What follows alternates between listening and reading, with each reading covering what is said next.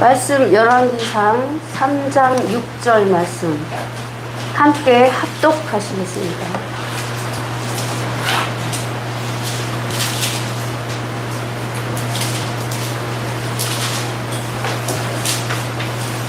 함께 읽겠습니다.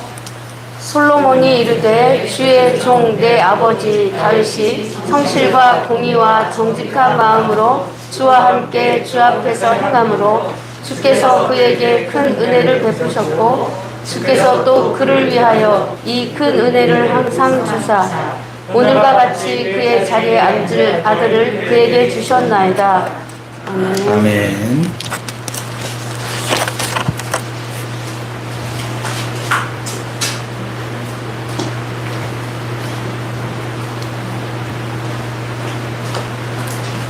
네, 우리 교제하는 시간입니다. 여러분 알림 1번 보면은 오늘 예배 함께한 성도를 환영합니다 할 때 밑에 있어요, 그죠? 저희 같이 이제 잘 오셨습니다부터 잘 될 겁니다까지 우리 앞뒷분 보시고 옆뒷분 보시고 우리 같이 한번 해봅시다. 얼굴을 드시고 좀 하셔요. 보시면서 잘 오셨습니다. 잘 오셨습니다. 환영합니다. 환영합니다. 괜찮습니다. 괜찮습니다. 잘했습니다. 잘했습니다. 좋습니다. 좋습니다. 잘 될 겁니다. 잘 됩니다. 네. 말에는 힘이 있어요.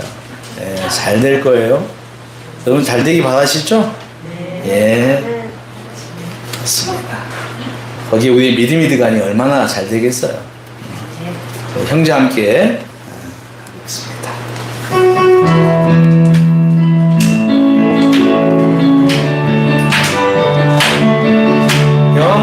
형제와 함께 사는 것 그것은 아름다운 것 우리는 한 가족 예수 안에서 한 가족 당신은 사랑하는 자매와 함께 사는 것 그것은 아름다운 것 우리는 한 가족 예수 안에서 한 가족 당신은 사랑해. 우리 멀리 있는 분 모시고 한 번 더 인사합시다. 사랑합니다. 사랑합니다. 네, 우리 영상으로 예배드린 분들에게도 인사합니다. 사랑합니다. 사랑합니다. 네, 지난주에 우리 교통사고로 어려운 가운데 있었던 우리 정기 집사님이 오늘 씩씩하게 오셨는데 우리 정기 집사님 한번 쳐다보면서 네, 축하합니다. 축하합니다. 네, 사랑합니다. 사랑합니다. 네, 얼른 나야 할 텐데 잘 이렇게 기도 좋겠습니다. 기도하고 말씀 듣겠습니다. 아버지 하나님, 오늘도 저희들에게 말씀 들을 수 있는 시간과 은혜를 주니 감사합니다. 주님, 우리 마음밭이 좋은 밭 되게 도와주십시오. 길가에 떨어진 밭들 되지 않게 하시고 돌밭에 떨어진 씨들 되지 않게 하시고 가시덤불에 떨어진 씨들이 되지 않게 하여 주옵소서. 온전히 믿음으로 감사하며 겸손하게 받아들여 30배, 60배, 100배의 열매를 맺는 좋은 씨앗들이 되게 하여 주시옵소서. 주님께서 이 시간도 말씀으로 저희들을 가르치시고 또 위로하시고 격려하시고 새롭게 하실 것을 믿습니다. 우리 주 예수님의 이름으로 기도하옵나이다. 아멘.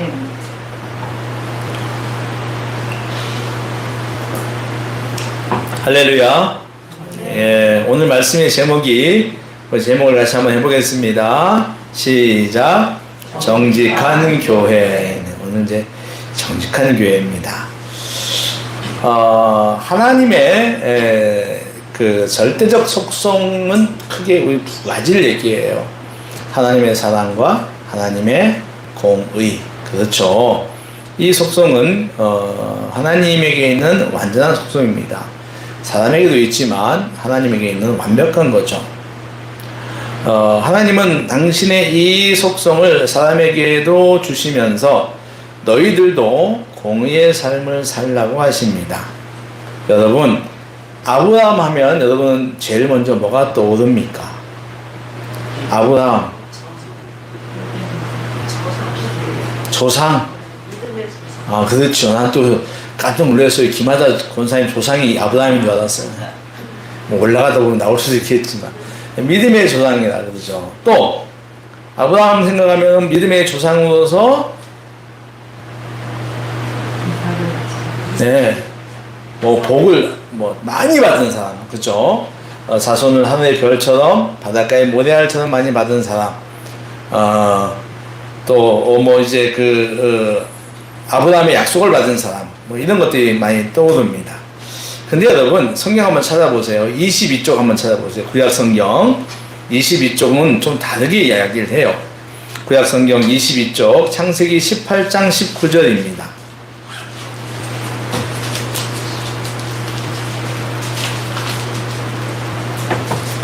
창세기 18장 19절 말씀이에요. 구약 성경 22쪽인데, 자, 우리 같이 말씀 읽겠습니다. 시작. 내가 그로 그 자식과 건속에게 명하여 여호와의 도를 지켜 공의와 정의를 행하게 하려고 그를 택하였나니 이는 나 여호와가 아브라함에게 대하여 말한 일을 이루려 함이니라. 아멘. 이런 성경 구절 처음 들어보신다는 분도 계세요. 예? 아브라함한테 이런 아브라함은 다 좋은 것만 준 줄 알았는데 이 말씀이 있어요. 예, 여호와의 도를 지켜 공의와 정의를 행하기 위하여 너를 택했다고 얘기를 해요. 굉장히 중요한 말이죠. 너에게 육신의 자손을 많이 주게 하기 위하여 너를 택한 것도 맞지만, 그러나 그 일들을 하는 과정에서 네가 정의와 공의를 행하라고 내가 너를 부른 것이다 라고 하는 거예요. 그러니까 하나님이 아브라함을 부르신 목적, 이유, 그것은 여호와의 말씀을 지켜서 공의와 정의의 삶을 살게 하기 위한 것입니다. 우리가 꼭 알아야 돼요. 안 그러면 자꾸 아브라함을 하나님께서 아브라함 부른 걸 갖다가 완전히 무슨 거부가 되기 위해서 부른 것만 알아요. 자, 그럼 우리는 하나님의 공의가 무엇인가 생각하게 됩니다. 공의하면 또 생각나는 사람이 있죠. 아모스 선지자입니다. 그죠? 아모스 선지자 한 말, 굉장히 유명한 말 있잖아요. 오직 정의를 물같이 공의를 마르지 않는 강같이 흐르게 할지어다. 아모스 5장 24절. 이거 옛날 군사정권 때 데모할 때 가면은 이거 굉장히 많이 써. 정의를 물같이 공의를 하수같이. 그래서 굉장히 운동권에서 많이 사용했던 구절이기도 한데, 실은 이 구절이 어디 운동권에만 사용되겠습니까? 아모스가 이렇게 말할 때 굉장히 그때 타락했거든요, 교회들이. 선지자들도 막 재산들도 막 엉망이고 정치인들도 다 백성 괴롭히고 그랬어요. 그러니까 이 말은 운동권만 쓰는 건 아니라 모든 교회, 모든 성도들에게도 동일하게 적용돼야 할 그런 말이죠. 공의에는 공적인 의로서 여러 가지 말들을 의미합니다. 하나님에게 있어서 가장 큰 의의는 뭘까요? 하나님 보시기에 가장 큰 의의는 뭔가요? 하나님 보시기에 가장 큰 의의는 무엇입니까? 모르십니까? 오늘 꼭 아시기 바랍니다. 따라하십시오. 예수 그리스도. 예수 그리스도. 그렇습니다. 예수 그리스도가 하나님에게 가장 큰 의예요. 그러니까 그 예수 그리스도를 믿는 믿음이 의입니다. 하나님 보시기에 완벽한 의예요. 그러니까 어떤 사람들이 이제 운동권 사람들이 뭐 데모하고 막 하는 게, 이런 행동을 하는 게 의라고 생각할지 모르지만 아니요. 예수가 의입니다. 그 예수의 대속적인 죽음과 부활을 믿는 그 믿음이 하나님의 궁극적 의입니다. 그래서 로마서 1장 17절 말하잖아요. 의인은 믿음으로 말미암아 산다. 믿습니까? 믿습니까? 예. 하나님의 궁극적 의의는 예수 그리스도를 믿는 믿음임을 꼭 기억하시기 바랍니다. 이 예수 그리스도를 믿는 믿음 안에는 다른 의미들이 있는데 그 중에 대표적인 것이 있어요. 그것이 바로 정직입니다. 한번 따라해 보십시다. 정직. 이 정직은 공의의 다른 이름이기도 해요. 많은 부분에서 공의와 정직은 같이 나옵니다. 오늘 우리가 읽었던 말씀에도 본문 한 절이지만 그 안에도 나오죠. 솔로몬이 이르되 주의 종 내 아버지 다윗이 성실과 공의와 정직한 마음으로 같이 나옵니다. 성실, 공의, 정직 이게 같이 나옵니다. 이런 거죠. 솔로몬이 자기 아버지 다윗에 대하여 말하는 것인데 내 아버지가 성실과 공의와 정직한 마음으로 주님께 하나님께 행하였고 그런 내 아버지를 하나님께서 큰 은혜를 항상 주시어 아들인 나를 왕의 자리에 앉게 하셨습니다 라고 하는 것이 오늘 말씀이에요. 이처럼 공의와 정직은 동일한 것입니다. 우리 징검다리 교회를 정의하는 6가지 고백이 있지요. 그 중에 하나가 저기 보니까 행정과 재정에 투명하고 정직할 것을 다짐합니다 라는 말이 있어요. 그래서 오늘은 우리 징검다리 교회 철학 가운데 5번째 이야기로 이 정직에 대한 말씀을 여러분과 나누고 싶습니다. 오늘 우리가 읽었던 본문에 나오는 정직의 헬라어는 이쉬라예요. 이시라가 아니라 유시라. 이쉬라인데 이 단어는 야수아르의 여성형입니다. 똑바르다, 바르다, 의롭다, 옳게 여기다 이런 뜻이에요. 여기 나온 정직, 야수아르의 여성형 이시라, 똑바르다, 바르다, 의롭다, 옳게 여기다 이런 뜻을 가집니다. 한번 따라 해보십시다. 교회와 성도는 정직해야 한다. 그렇습니다. 우리가 하나님의 교회와 하나님의 성도는 정직해야 하는데요. 그 이유가 여러 가지가 있어요. 제일 먼저는 하나님께서 정직하시기 때문입니다. 성경은 여러 곳에서 여호와의 정직하심을 말하고 있는데 시편 33편 4절에는 여호와의 말씀은 정직하며 이런 말씀이 있어요. 그러니까 하나님은 당신의 말씀에 있어서 정직하신 분입니다. 거짓이 없는 분이에요. 우리가 흔히 1.1핵도 틀림이 없다고 하지 않습니까? 한치의 틀림이 없다고 하는 것입니다. 그래서 하나님은 말씀에 있어서 정직하신 분입니다. 그런가 하면은 신명기 32장을 보면 그 모든 길이 공평하며 진실무망하신 하나님이시니 공의로우시고 정직하도다. 호세아 14장 9절에도 이런 말이 있어요. 여호와의 도는 정직하니 의인이라도 그 도에 행하리라. 무슨 말이냐면 여호와의 모든 길과 모든 도 가르침이 그분은 정직하시다라고 하는 거예요. 그러니까 말씀만 정직한 것이 아니라 모든 가르침과 모든 삶의 방향에 있어서 그분은 정직한 분이다. 모든 길이 한쪽으로 치우치거나 불공평하지 않으시며 그분의 도는 조금의 불분명함도 없다고 하는 거예요. 그런가 하면은 우리 하나님의 판단도 정직하다고 성경은 말해요. 시편 119편 130절 보니까 여호와여 주는 의로우시고 주의 판단은 정직하십니다. 뭐가 정직하다고요? 판단이 뭔가 결정. 그러니까 하나님은 결정하시는 것에서도 정직하단 말입니다. 이처럼 하나님께서는 말씀이 정직하시고 모든 길과 도가 정직하시고 판단 역시 정직하신 겁니다. 그러니 우리 하나님은 틀림이나 거짓이라고는 조금도 없으신 정직의 본체세요. 이처럼 하나님은 정직 그 자체이기 때문에 우리는 정직해야 되고, 두 번째는 한번 따라해 보세요. 하나님이 정직을 기뻐하시기 때문이다. 이런 말씀이 있어요. 역대상 29장 17절 보면 나의 하나님이여 주께서 마음을 감찰하시고 정직을 기뻐하시는 줄을 내가 알았습니다. 이런 말이에요. 주님께서 정직을 기뻐하시는 것을 내가 알았다. 내 정직한 마음으로 이 모든 것을 즐거이 들었사오며 이제 내가 또 여기 있는 주의 백성이 주께 자원하여 드리는 걸 보니 심히 기쁘도소이다.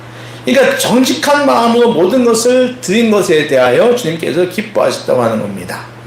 모든 면에서 거짓이 없으신 정직의 하나님은 당신의 자녀들이 정직할 때 기뻐합니다. 당연히 기뻐하죠.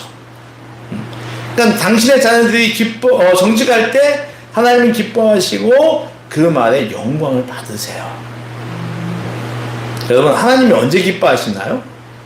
하나님이 가장 크게 기뻐할 때 언제일까요? 하나님이 기뻐하실 때 언제입니까? 네? 하나님이 가장 기뻐할 때는 예배드릴 때입니다. 그렇죠. 그 하나님 높이는 거니까. 그 하나님의 모든 존재와 능력과 하신 모든 일을 높이는 거니까 하나님은 우리가 예배할 때 가장 기뻐하세요. 믿으시기 바랍니다. 예. 이제 우리가 더불어 함께 모여 예배할 때 하나님은 더 기뻐하십니다. 또 우리가 바쁜 일과 속에서도 시간을 내어서 기도하는 거 하나님 굉장히 기뻐하시죠. 그리고 또 우리가 말씀 보는 거, 말씀 생활하는 거 하나님 굉장히 기뻐하십니다. 또 당신의 교회를 위하여 헌신하고 봉사하는 것도 하나님께서 매우 기뻐하시는 일입니다. 그런가 하면 세상 속에서 하나님의 말씀을 순종하며 소금과 빛의 삶을 사는 것도 하나님이 매우 기뻐하세요. 이와 함께 하나님은 성도와 교회의 정직함을 기뻐하신다는 겁니다. 우리가 삶의 힘든 환경 속에서도 생각과 마음의 정직을 잃지 않으면 하나님은 이를 통해서 기뻐하신다. 여러분 꼭 기억하시기 바라요. 하나님이 우리 정직 기뻐하십니다. 세 번째는 따라해보세요. 하나님이 사람을 정직하게 지으셨기 때문이다. 이런 말씀도 있어요. 전도서 7장 29절인데 내가 깨달은 것은 내가는 솔로몬입니다. 내가 깨달은 것이 오직 이것이다. 곧 하나님이 사람을 정직하게 지으셨으나 사람이 깨를 많이 낸 것이다. 이런 말이 있어요. 그러니까 하나님께서 사람을 갖다가 정직하게 정직하도록 지었다는 겁니다. 아담이 첫 창조될 때부터 하나님은 당신의 형상, 즉 공의 형상, 정직을 아담에게 주었다는 겁니다. 옳고 그름의 판단을 제대로 할 수 있게 하셨다는 겁니다. 즉 태생적으로 우리 인간은 정직함을 가지고 있다는 거예요. 그러니 우리 안에는 정직성이 있습니다. 다만 이 정직성이 환경 등의 공격을 받아 흐려지거나 힘이 약해질 뿐이에요. 여러분, 정직하고 반대되는 말이 뭐죠? 네? 마스크를 쓰고 있으니까 무슨 말인지 전혀 모를 것 같아요. 여러분, 정직에 반대는 거짓말이지 뭐예요? 거짓말이잖아요. 거짓말. 그럼 이때부터 여러분이 어려워집니다. 그러니까 거짓말을 밥 먹듯 하니까. 우리 거짓말 참 많이 합니다. 실은 이 거짓말은 하나님과 나 자신을 속이는 거잖아요. 그렇죠? 그런데도 거짓말을 잘해. 얼마나 회개가 좋은지 몰라요. 회개하면 용서해 주시니까. 그러나 우리는 하나님께서 태어날 때부터 정직성을 주셨음을 꼭 기억하시기 바라요. 이처럼 성도와 교회가 정직해야 할 이유는 우리가 절대적으로 섬기는 여호와 하나님께서 정직하시기 때문이고, 그 하나님이 성도의 정직을 기뻐하시기 때문이고, 더 나아가 성도를 정직하게 지으셨기 때문입니다.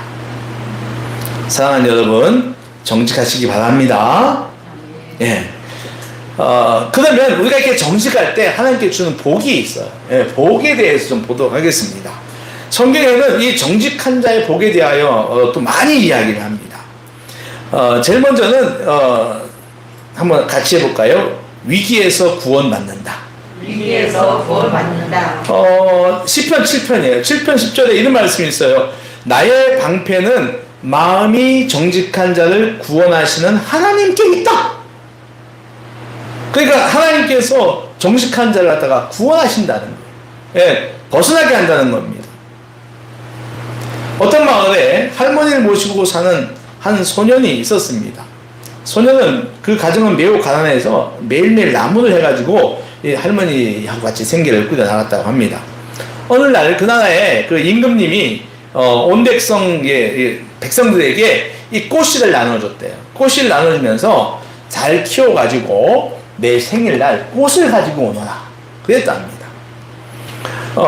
그래가지고서 손을 이제 꽃씨를 딱 받아가지고 이제 소년이 이제 심었겠죠.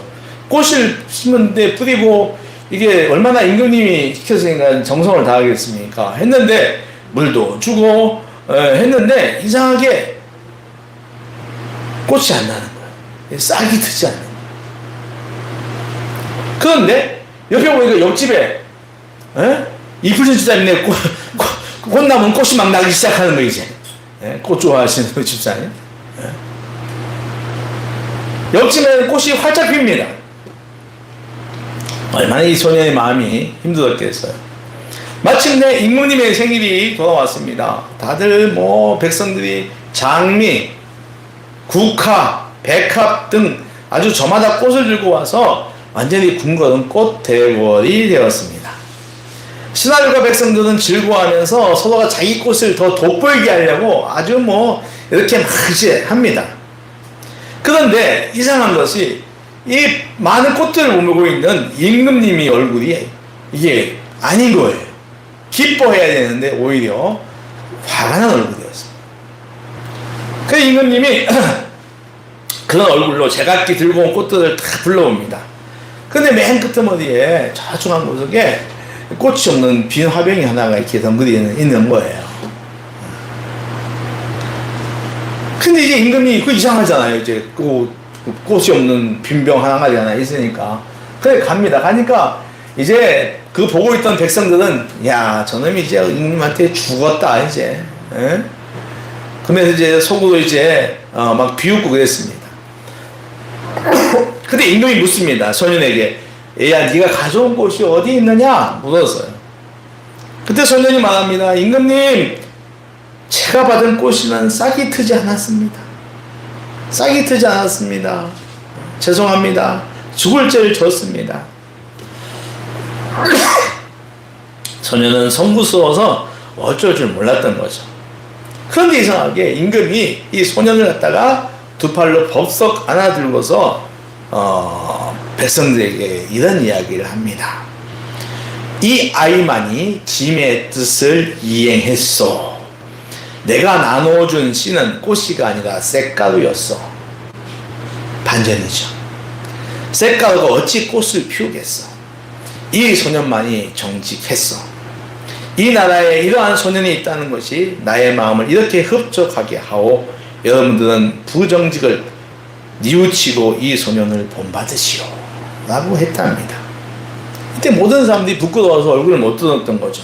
그러니까 그 사람들은 싹이 나지 않으니까 다른 씨를 갖다 뿌린 거예요. 그래서 꽃을 가져왔던 겁니다. 근데 이 소년은 그러지 않았던 거죠.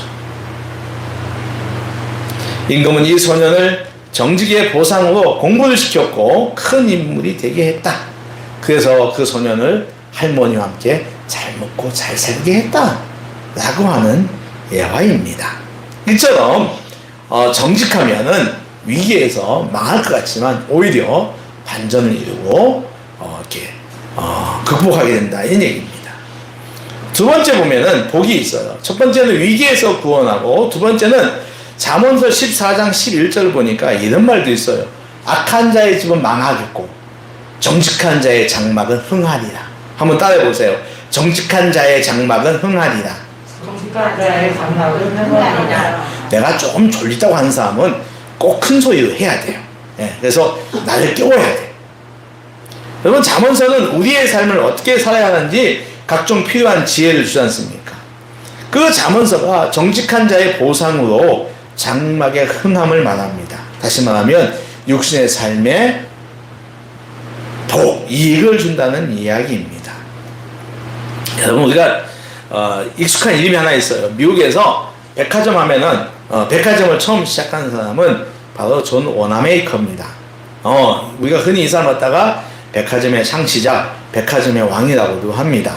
믿음이 굉장히 경건한 사람이라서 교회에서 목사님들이 이제 여러 이제 그 예화할 때 많이 사용되고 있는데 이 사람에게 이런 그 예화가 있어요. 그러니까 뭐 돈 많이 벌어서 11조 많이 했다. 이게 이제 할 때마다 이제 원아메이커가 나옵니다. 그런데 실은 그 부분도 맞아요. 맞지만 그 사람이 어떻게 처음에 장사를 시작했냐는 겁니다. 백화점을 처음 시작할 때 그 다음은 각 매장에 물건을 딱 진열해 놓고 그 진열된 뒤에다 이렇게 써붙였다 그래요. 그러니까 불량일 경우에는 확실히 보상을 약속하는 건데 이런 거예요.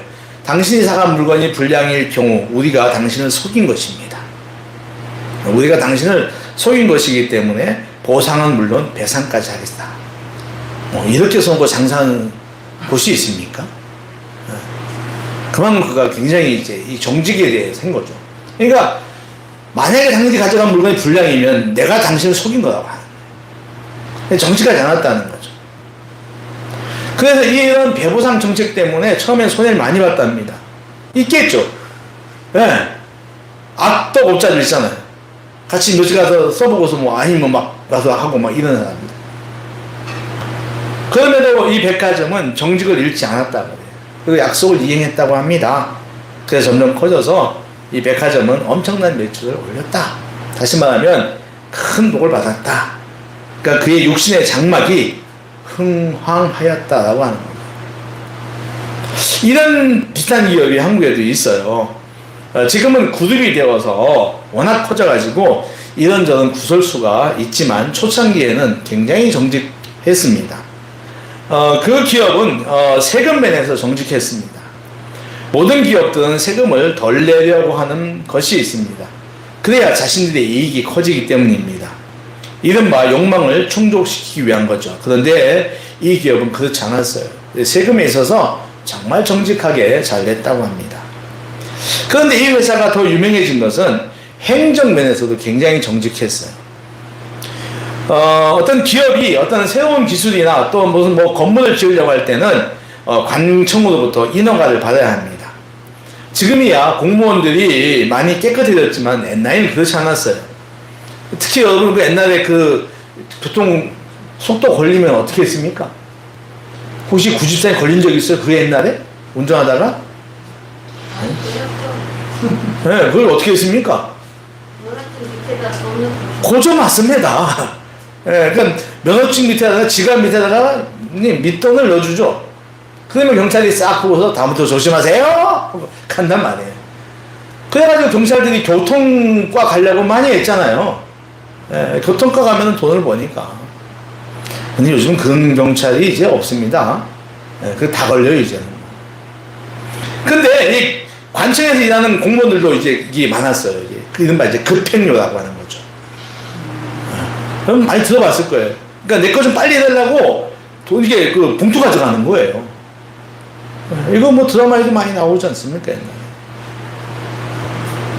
그랬는데 이 기업은 급행료를 안 줬어요. 네, 주지 않았습니다.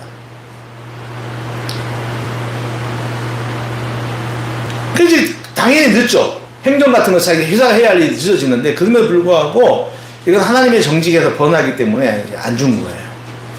근데 이 이야기가 점점 이제 사회에 알려지기 시작한 거예요. 네. 그 이미지가 아주 기업 이미지가 급상승하게 되고 매출도 상승했습니다. 그리고 마침내 그들은 그룹이 되었어요. 정직함으로 장막이 흥한 거죠. 여러분 정직하십시오. 그럼 하나님께서 여러분들 갖다가 크게 복 주실 줄로 믿습니다.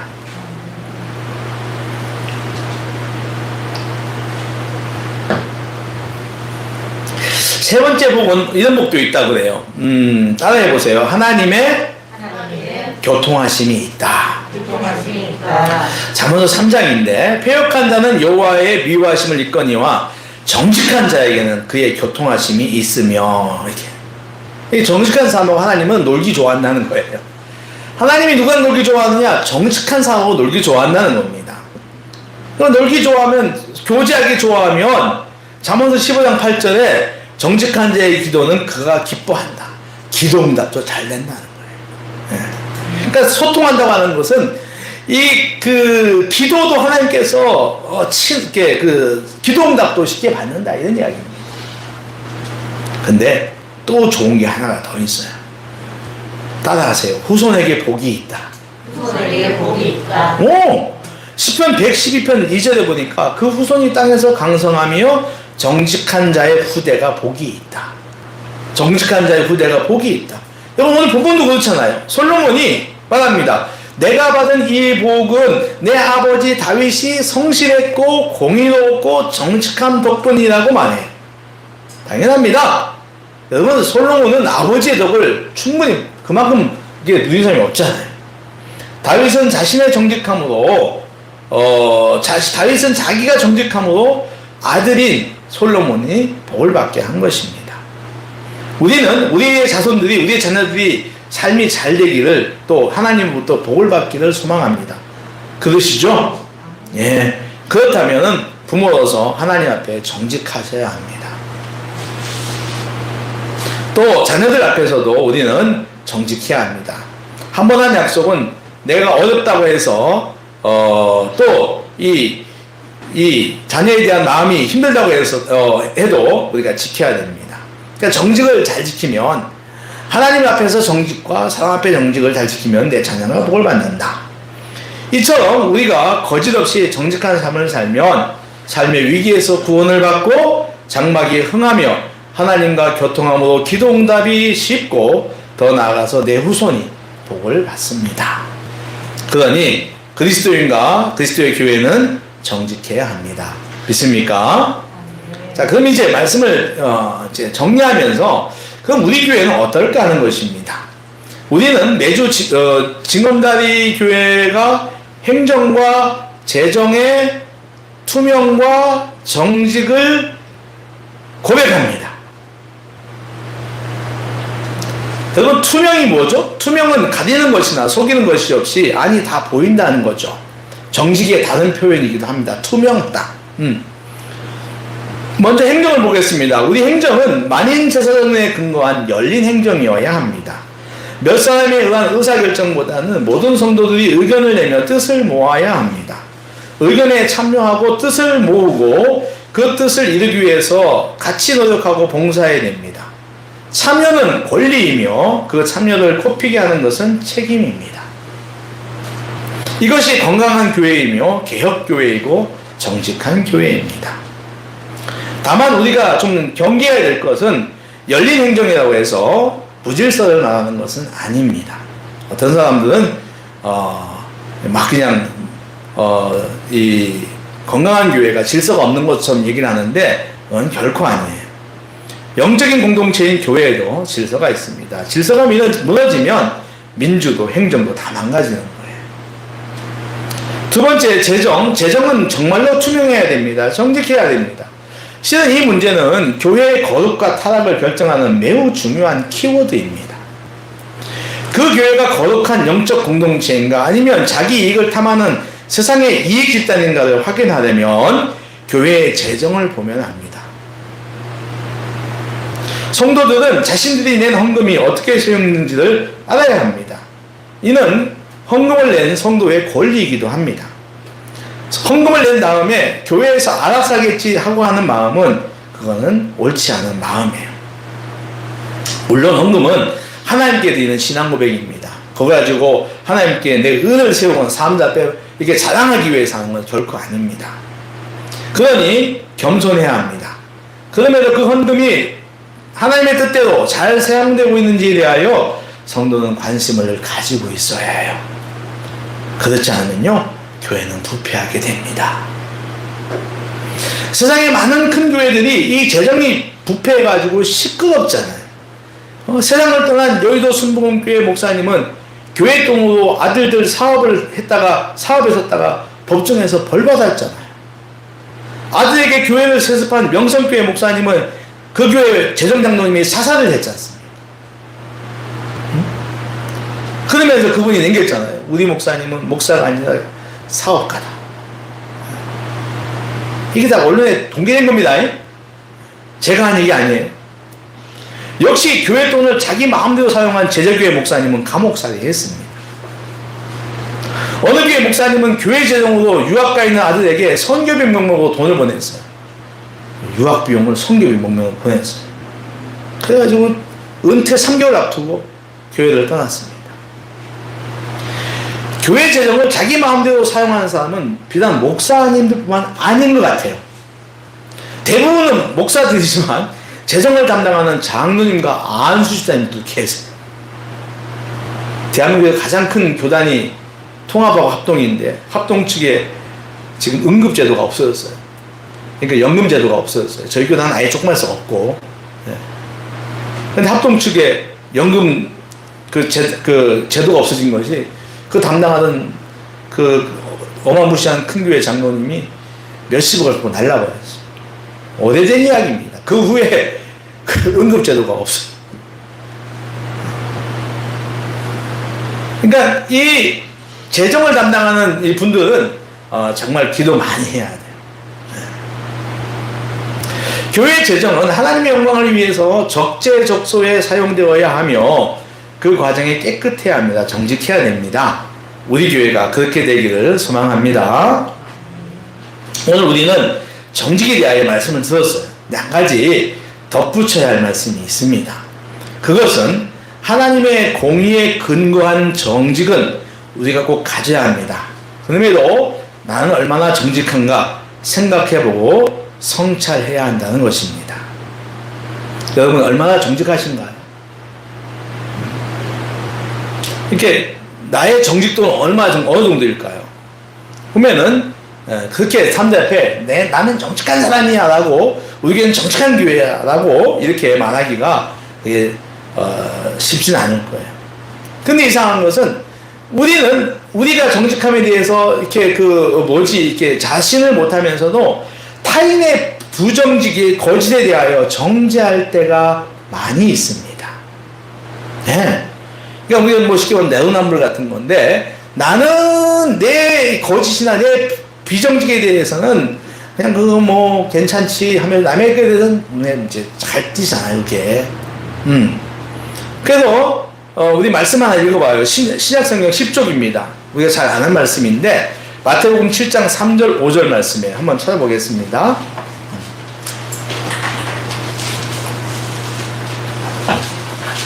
마태복음 7장 3절에서 5절입니다. 이런 말씀 하시죠. 신약성경 10쪽인데 유명한 말씀입니다. 같이 읽겠습니다. 시작.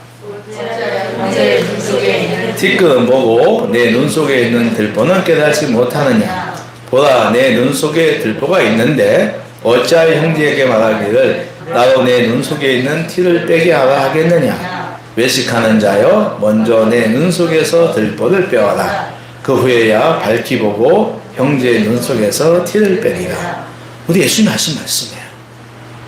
그러니까 성경은요 항상 누구를 판단하기 전에 너 자신을 보라고 계속 얘기를 해요. 네가 정직하다. 네가 먼저 정직하다. 거짓하지 말라는 겁니다. 겸손하라는 얘기죠. 잠언서 21장 29절에도 이런 말씀이 있어요. 정직한 자는 그 행위를 삼가한다. 그러니까 자기의 행위를 갖다가 가볍게 하지 않는다는 그런 뜻입니다. 이 말씀들은 누구를 비판하거나 비교하기 전에 내 자신이 먼저 정직해야 될 것을 가르쳐주고 있습니다. 우리 스스로, 사랑하는 성도 여러분들, 우리 스스로가 먼저, 그리고 우리 교회가 스스로 먼저 하나님의 공의인 정직을 위해 애쓰고 노력할 수 있기를 주의 이름으로 축원합니다. 기도하겠습니다. 아버지 하나님, 오늘도 저희들에게 귀한 말씀을 주셨습니다. 이 주신 말씀을 저희들이 가슴에, 머리로뿐만 아니라 가슴에도 담을 수 있게 도와주옵소서. 특히 아버지 우리에게 주신 이 정직의 교훈을 저희들이 잘 새겨서 내가 먼저 정직하고 우리 교회가 먼저 정직한 교회가 되어서 하나님의 공의를 많은 사람들에게 또 알리는 그런 통로들이 되게 하여 주시옵소서. 감사드리며 예수님의 이름으로 기도하옵나이다. 아멘. 459장 찬양하겠습니다.